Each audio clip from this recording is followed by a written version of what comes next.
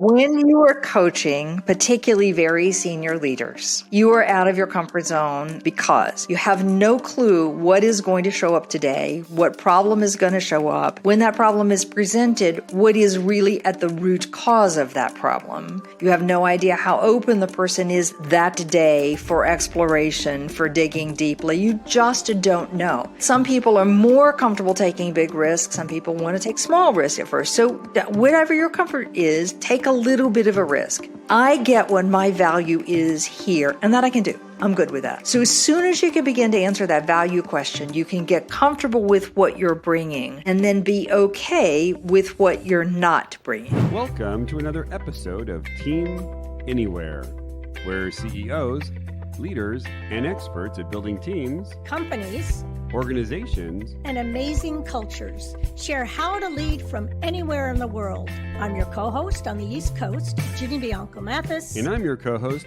on the West Coast, Mitch Simon. And we invite you to join us to Team Anywhere.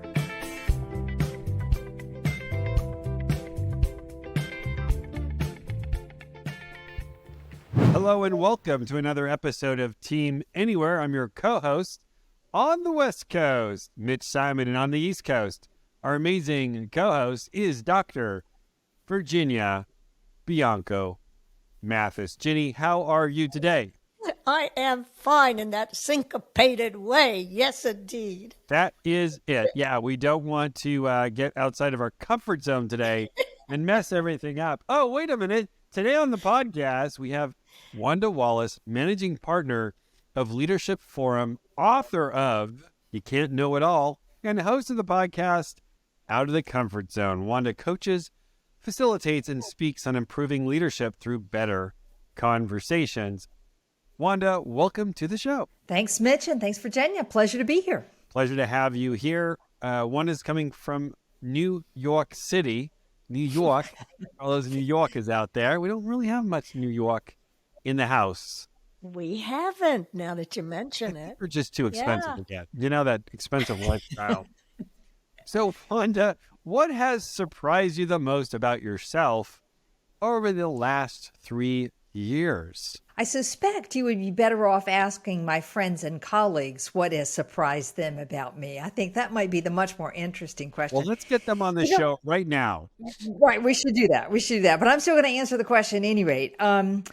You reach to a certain point in life and you sort of figure like you've learned most of the school trades and tips and things that you're going to use throughout your career and my coaching practice and so on. I think the thing that surprises me the most is how much I keep learning and reinventing. So I want to give you an example. Can I give a trivial example?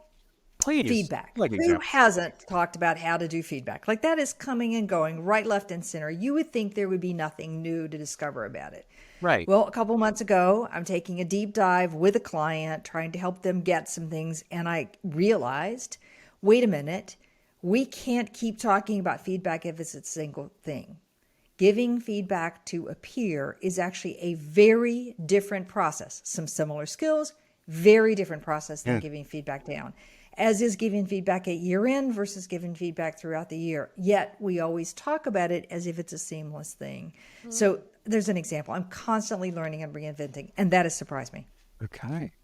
What surprised you about your clients over the last 2-3 years as they've kind of moved to a, let's say, more virtual hybrid landscape? It's not the virtual hybrid. It's the coping with stress. I never thought I would be talking about stress and how to manage stress. I thought that's well covered by a host of other people in places. Are you kidding me? It's one of the single biggest barriers at the moment, I think, for leaders being effective. Because when you can't get that stress under control, even if you think you got it under control and it's still piling up, you're tense and then you're not reacting to people in a way that's most constructive. See it every day. I think that's one of the things that's currently everyone's struggling with, that in time. Nobody has time anymore. Never thought I'd be taking a deep dive into how do I help clients deal with their time issues. Sure enough, I'm there. What are the causes of that? The 2 or 3 word answer. The 2 or 3 word answer.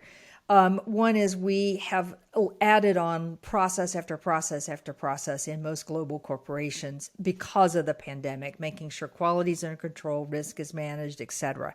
And now we're forcing people to coordinate with many different components of the organization where there is inherent conflict, differences of opinion, all of which is a good thing. Nothing bad about that. But people don't have the skills to deal with it, and then that's putting enormous pressure on time. And then add change on top of it, there's no capacity left.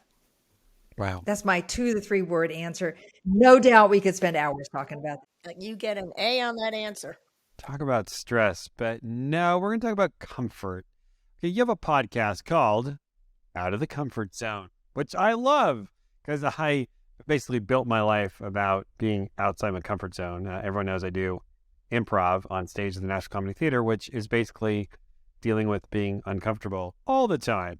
So tell us why you are fascinated about getting out of the comfort zone and what it has to say about great leadership. All right. So first off, there's no question that growth happens outside the comfort zone. Okay.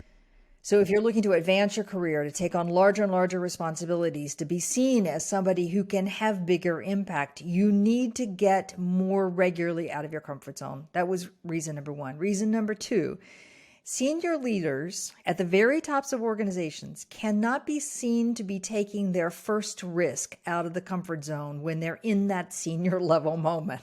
Like, you've got to take a series of these so that you're ready for it and the organization believes you're ready for it.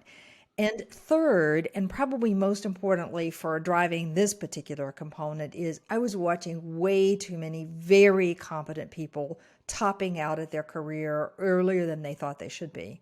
And it's largely because the organization believed they couldn't get out of that comfort zone, particularly comfort zone of expertise. I know how to do what I'm doing. I'm at the top of my game in what I'm doing. And I'm not quite ready to take a leap out of it, and the organization doesn't believe I can take a leap out of it. And it's where I watch women and underrepresented groups get stuck more often than not. So that's why I think it's important. Wow, Wanda. So you are attributing a lot of, let's say, my own ceiling based on where I decide, or consciously or unconsciously, where I am going to be uncomfortable. So I go from let's say, a manager to a director, and it's my comfort zone or discomfort, ability to be discomfort, which is going to say I'm going to get to the next level. Tell me more about that, because I've never heard of that perspective. Right. Yeah, it's a little weird and probably a little controversial. So here we go. All right. Percy? And let me be clear, the ceiling is held up from both sides. It's Yes. held up from the organizational side and from the individual side. So let's take for a minute that I am a member of a minority group. Mm-hmm. And that might mean any number of things. It might mean that I'm a marketing professional inside of an engineering organization. So I'm a member of a minority group. Okay. I've already got that question of, can I fit? And how do I fit? And the easiest way to fit and to deal with the politics and manage all of it is to let my work speak for itself. So I'm going to be really strong and really powerful in my core area. And all of you out there are going to see the value I add because of my core area. So that's going to keep me hanging out in that comfort zone of expertise for far longer than somebody who's not part of, or who's part of the more dominant style is likely to do. It's just going to be harder for me to do it. So I think it makes it easier for me to then rely on my expertise, to use that as a base for building my network, to use that as a base for dealing with the politics and the conflicts, to use that as a base for my reputation, and I stay there. Now the organization sees I'm really, really good at it, and I seem to like it there. So why are they interested in moving me out of that comfort zone? It's good for them too. So it becomes a self-fulfilling or a cyclical process that's reinforced from both sides. So share with us someone who has a different perspective. So I'm a marketing person in an engineering organization, and I'm okay with being uncomfortable about the other aspects of the company, such that I'm going to be a successful one to move through that ceiling. How does that look internally to that person? Who's marketing in an engineering organization? Is it? Okay, look, I think you always have to learn to speak the language of the dominant coalition, whatever that is, because that's going to be hard to have influence to persuade people of your great ideas. Hmm. And if I'm in a marketing, I mean, an engineering organization, I need to learn enough about the engineering components of what we are doing. So, what are the big roadblocks? What's the process for engineering? Why are we successful versus somebody else is Hmm. successful? And I can speak that language without having to take a deep dive. All right. If I stick too closely to I only know marketing, then the organization is going to keep me in a very small box. Right. If I'm seen as someone who can branch out of that box, yes, I always bring my marketing expertise, but I might be willing to be on a redesign process that's largely engineering. I'm wearing my marketing hat, but I'm also going to bring my ability to talk to people in other parts of the business. It could be a huge valuable contributor. Could even imagine that I might move into an operational role in some capacity as a next step, as I've proven my ability to speak to larger parts of the organization. Does that do it for you, Mitchell?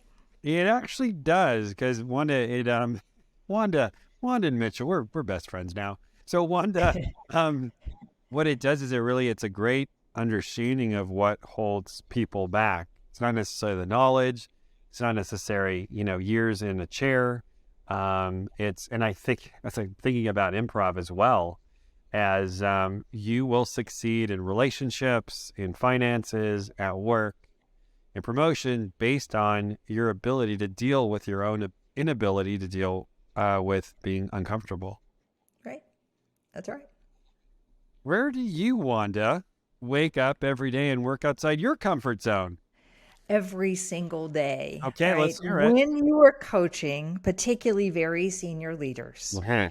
you are out of your comfort zone. I don't mean I'm uncomfortably out of my comfort zone, Right. but I'm out of my comfort zone in every single conversation because you have no clue what is going to show up today, what problem is going to show up.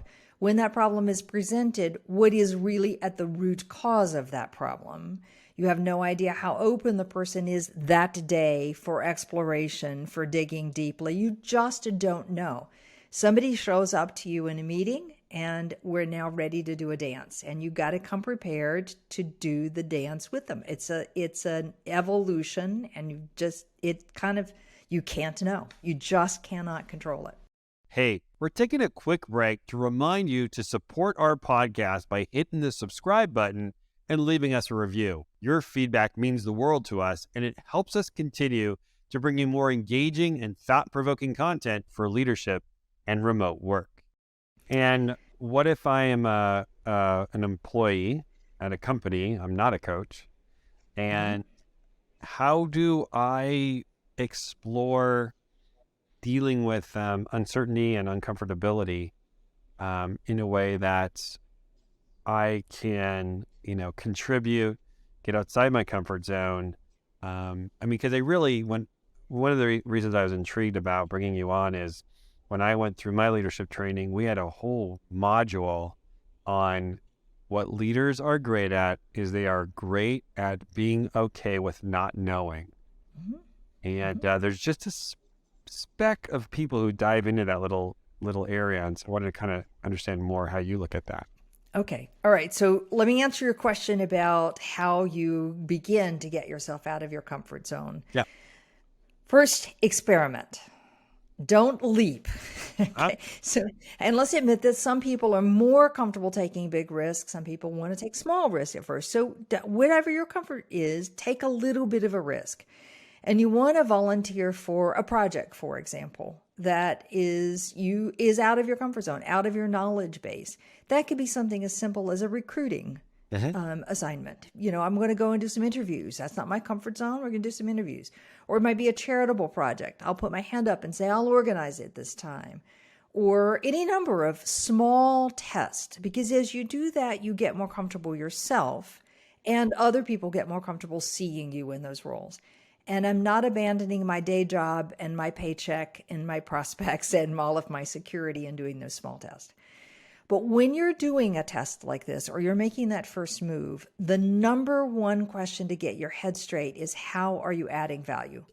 So when I'm in my zone of expertise, I'm adding value because of the content I know that no one else knows better than I know. When I am not that expertise, how the heck am I adding value now? Like, why would anybody follow me now? You've got to answer that question. What's my value going to be this occasion? And when you can get comfortable with the nature of the value, then you go, okay, I can do that. So you want a story about this one? 100%. One of my favorite, I've told the story so many times, one of my all-time favorites. This is who's now a very senior leader in a large global organization, but at the time of the story was at the mid-level ranks and had been picked up by a very senior person who was mentoring him and said, hey, I've got an opening in my organization. I'd like you to apply for a job that's 2 steps ahead of where you are right now. So the guy, the mid-level guy says, okay, fine. Scared to death behind the scenes. Oh my gosh, he would say, maybe I knew 10% of that job, maybe. Now, we all think that he comes across as being great bravado. I'm telling you, in truth, maybe he knows 10%. But anyway, he goes ahead, he applies, he gets the job. Now scared. How am I going to make it work? How am I going to do it? All right. And so about a month into this, he sits down with his mentor and he says, I'm just really curious. What did you see in me that you thought would be good in this role? Translate, why did you think I could do this job when I didn't know so much? His mentor laughed out loud at him, laughed, and said, look, I knew you didn't know 90% of the job, but the point is I didn't need you to know 90% of the job. What I needed you to do is to be this change agent. And I saw you doing that in a really powerful way and bringing people along with you as that change agent. And the guy then just sort of suddenly relaxed, like, oh, I don't have to fake that I know 90% that I don't know. I let somebody else to know that. I get what my value is here, and that I can do. I'm good with that. So as soon as you can begin to answer that value question, you can get comfortable with what you're bringing and then be okay with what you're not bringing. That's great. I have a question for you because I sometimes run into this. There's a person who has been comfortable. They're doing a great job. And they wake up one day and decide, I want to be promoted now. I want to be recognized. And they go and they sit down with their boss and, I've decided now I want to be promoted. So what advice do you give to that person? All right. Promotion is a process and it never comes because you think you deserved it. So anytime you say you think you deserved it, you're missing it. You're missing the point here because we're making a judgment. Can you perform at a different level? Not that you've done the job you're in today. Can you perform at a completely different level? So I think it's perfectly appropriate to say to your manager, hey, look, I've decided I'm ready to take the next step. Okay?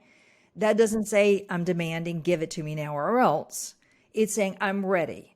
And what you're doing is an invitation to your manager or your mentor to help you understand what next level means and what you need to show to learn yourself, as well as what you need to show the organization about your capability. Because other people have to have confidence in your ability to do that.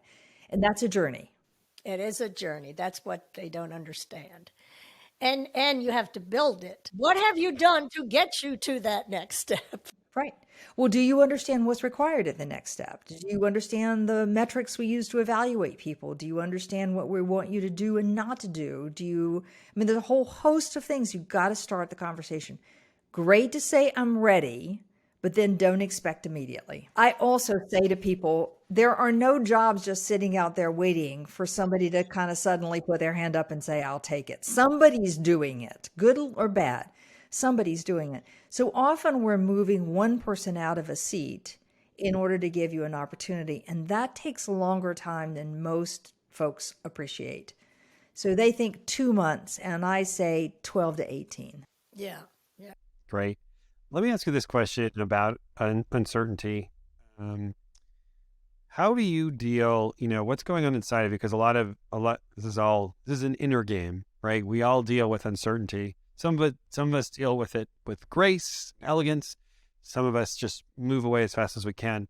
What do you do? How do you talk to yourself, or how do you know yourself that you can deal elegantly with uncertainty, with not knowing? I focus first on what I do know. Okay, nice. It's back to that sort of what is my core value? What do I know? And know I know at least as well as anybody else in the world. So that's the first question. Second question, what do we need to know in this situation that quite honestly, no one knows? Because that gets me comfortable then with the exploration, with the asking the questions, with the testing, with the experimentation. And then third question, who else knows a piece of this that would be useful to me, and how do I get them involved? It's not that they have an answer, they have a piece of. And part of my skill in dealing with uncertainty is trying to understand all the pieces that we need to bring together in order to make a next step. Yeah, I love that. We in improv, we one of the elements to deal with uncertainty is to make your partner look good. And so I love your third part, which is, okay, who knows something so they can help make me look good? That's just, it's great. It's a great outreach for help. Mistake we make often, as Wanda pointed out, is they start having these interviews, a piece here, a piece there, and they expect each person they talk to have the answer. We all have to change our mindset. No, it's a bunch of pieces. It's a bunch of pieces. But it's also, you do a whole bunch of interviews because somebody might have the answer out there, but you got to be willing to say, no, no one knows yet. Okay, fine, I'm going there. And Mitch, on improv, my favorite part of what I know about improv, not that I'm a specialist here, is when you're doing improv and there's an offer, you have to take the offer. Yes. Okay. Yes. And it's the same thing when it's not just that I ask for help. I'm accepting what people give to me. Yeah. Yeah. Even if I don't know how to use it right now. Yeah. That's the biggest one, is accepting what the world is giving you right now, which is great. Because I have another question wonderful. Can you talk about the transition that great leaders are asked to make today, especially in the era now of, we just transitioned a couple of years ago into working from home. Now we're transitioning to a ton of layoffs. We're transitioning to an economy where nobody knows what's going to happen. We're transitioning into a world where none of us even see our bosses in person anymore for many of us. How do you help leaders these days with so much uncertainty? And how do you help them move up in organizations, given more and more uncertainty? Again, it's not unlike what I said earlier about myself. I think you have to be, and when I say transition from expertise, I'm not advocating that we give up expertise. That's the biggest misunderstanding. Somebody has got to know some things. Maybe no one knows everything, but somebody has got to know some things, even if it isn't me. So in a knowledge economy, expertise is always going to be hugely valued, right? So it's not about abandoning expertise, but the secret is understanding what expertise do I have that I'm bringing to bear at this moment in time, and what expertise can I rely on someone else to have that they're bringing to bear. So the challenge is learning to navigate, though, how much do I need to know and how much can I let somebody else know? All right, now if you put that in the world of uncertainty, and we're back to, does anybody know? Like I know what I know what the people on my team know for the most part.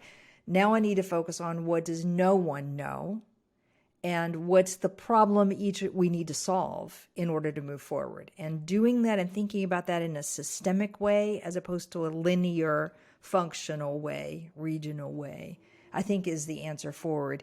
And it's getting comfortable with that idea of we're going to discover. Great. Yeah, I do think it's a great realization that in many instances, nobody knows. And we're almost relying on someone else to know, when the truth of the matter is no one knows. Okay, can you tell us about your book, You Can't Know It All, and what we might find in that book? How would that book be helpful for us as leaders? All right. So the book is going to lay out what the challenges are for somebody who's had a phenomenally successful career and is in their comfort zone, and what it looks like to begin to step outside of that comfort zone. Not that you abandon it. It's like you got a foot straddle in each of the two worlds. I understand, let's say, sales, but I've never had to lead IT and marketing, and I have no idea how I'm supposed to do that. So that move. So begin to appreciate the move, begin to appreciate the components of how you lead as an expert versus the components of how you lead when you're not the expert, something I call spanning leadership, because I'm spanning domains. And then beyond that, the book is a host of exercises that help you think about each of the micro transitions that are required to do that work successfully. Okay, you've got to give us an example of what might one of those exercises be? Well, one of the biggest things that people have to get their head around, as I said, is value. And you're adding value as an expert because you're largely controlling quality and risk. You have the answers. People come to you. You can tell them how to do things with high quality managing risk. When you move into a spanning space, what you're doing is managing priority and focus. So strategy and focus. Because that's your greatest value add at that moment. Not controlling the quality and cost. Somebody else is doing that. You're now controlling the focus and the prioritization and the strategic. So shifting between those two kind of stumps people. How do I begin to think strategically? What does that mean? And how do I manage my time? And so on. So I have a whole series of exercises in there around how to think strategically.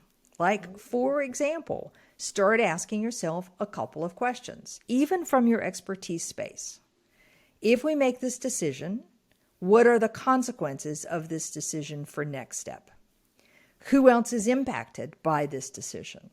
If this works and rolls forward, what opportunities does that open for us? There's just a series of questions. If you start asking yourself on a regular basis, you're going to begin to move into that strategic thinking space. That's going to make all the difference in the world. Wow, it sounds like a really good resource for new managers or new directors, new leaders. Actually, Mitch, it's not just new, because this is the trick. People who are leaders, many of them are already expert leaders, and they lead massive large teams as the expert. So think of the head of R&D who understands the R&D process, the products, the technology that's being used deeply. And the scientists will come to that head of R&D and say, help me think through this very specific problem, and they can do it. But they're very effective leaders at very high levels in the organization. So it's not just for new leaders. It's actually for people who are ready to expand their scope and impact beyond their expertise. Great. Thank you. Thank you for that clarification. That's great. How can we find you? I'm on every social media platform I think anybody would want to look at. So I'm on LinkedIn as Wanda T. Wallace, Twitter at Ask Wanda, Instagram Wanda T. Wallace, YouTube Wanda T. Wallace. Pick one. I think I'm fairly easy to find. Or send me an old-fashioned email, wanda.wallace@leadership-forum.com. Great. Wow. Ginny, you want to... I was enthralled. I was just taking all of this, making all the connections. Obviously, a leader in today's environment, running a team, and they're all not in a comfort zone. Having the whole team ask those questions, right? Having the whole team look at, well, who has one piece of the expertise? That's what makes the team strong. Yeah. So it can be used in all those contexts. Fabulous. Yeah, I just you guys, Wanda, you're so articulate. I would love to have you as my coach. It's just like, oh wow, she really gets it. So thank you for that. Thank you for that distinction in how not knowing and uncertainty usually is a big influence on our ability to move up in anything in life. Mm-hmm. So I want to thank you for your time today. Thank you for our amazing co-host, Ginny, for your time today. Thank you to our tremendous audience. Please share today's episode with your friends, your family, your colleagues, and we'll see you next time on the next episode of Team Anywhere. We hope you enjoyed this episode. Don't forget to hit the like button and subscribe to our channel for more engaging content from our podcast. And if you enjoyed this episode, please share the video with your friends so they can join the conversation too.